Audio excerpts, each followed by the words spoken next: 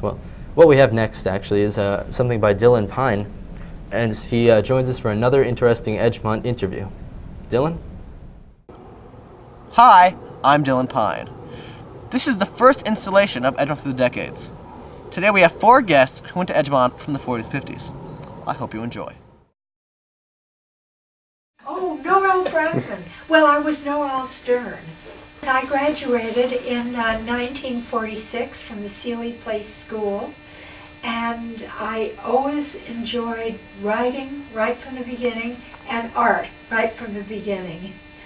My athletic prowess left something to be desired.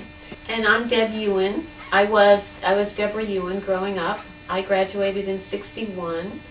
I was very focused on boys, cheerleading, boys.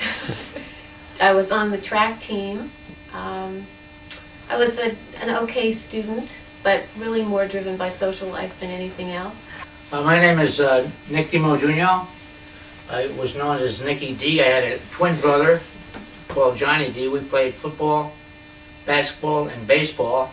As a matter of fact, we had a winning streak of about 40 baseball games at that time. And I'm Louise Kinsey Clark, and I don't really belong in this group of graduating Edgemont students. My children all went through Edgemont schools.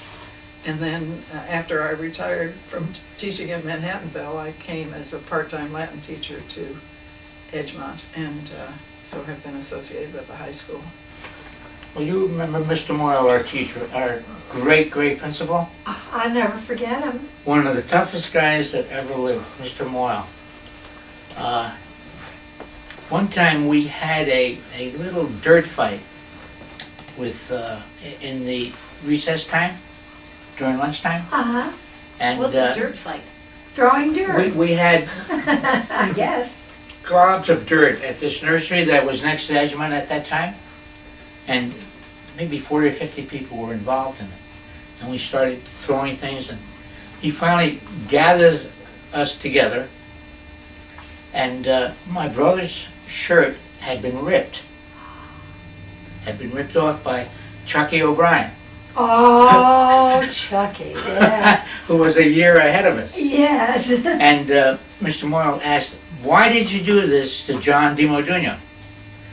And he said, "Well, it was fun." But what he meant to say was the dirt fight was fun. It was not fun ripping the shirt.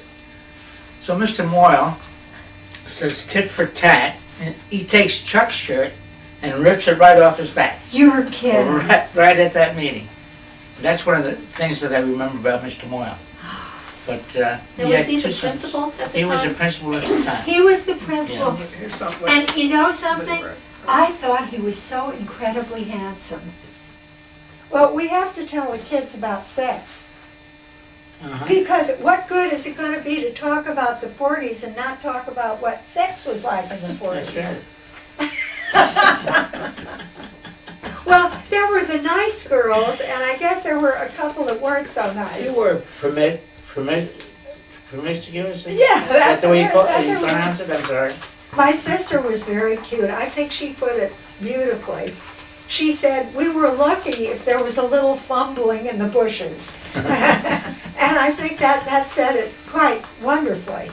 I mean, the most common term, I think, was necking. Yeah, necking. That was common. Petting and necking. Petting and necking Petting was common. got talked about. I think it's a question of information. I mean, we didn't have the kind of information that's available today. And nobody taught sex education. Oh, my Lord. Right, exactly. We didn't have cars, you know.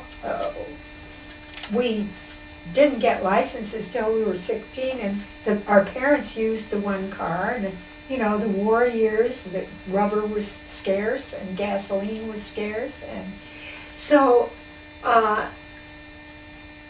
there was little opportunity to make out in a car. Well, Gary Castle had a little green Ford coupe. Oh, yes? Yes, and he used to pick us up and bring us to Scarsdale High School. During that time, Spring Road was a very, very popular place. And I remember one time we went with Gary. He had a searchlight on the driver's side.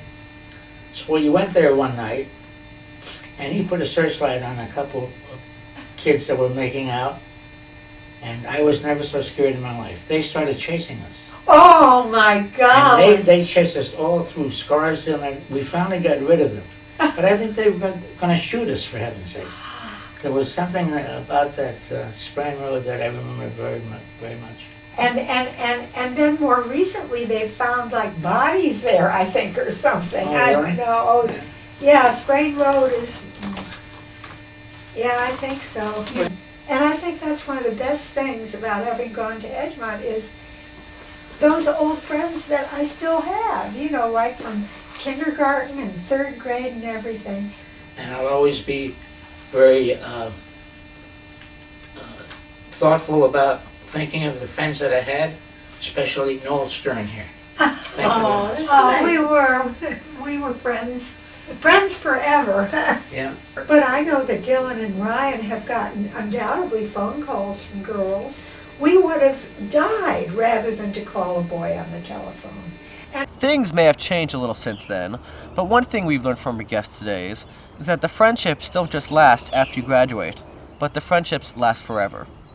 Next episode, we have people speaking about the 60s and 70s. I hope you stay tuned for the episode. Until then, I'm Dylan Pine, and this is Edgemont History.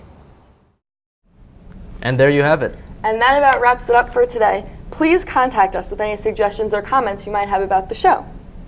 I'm Eric O'Hanlon. And I'm Jenna Finn, bringing you the news that hits home. The Edge.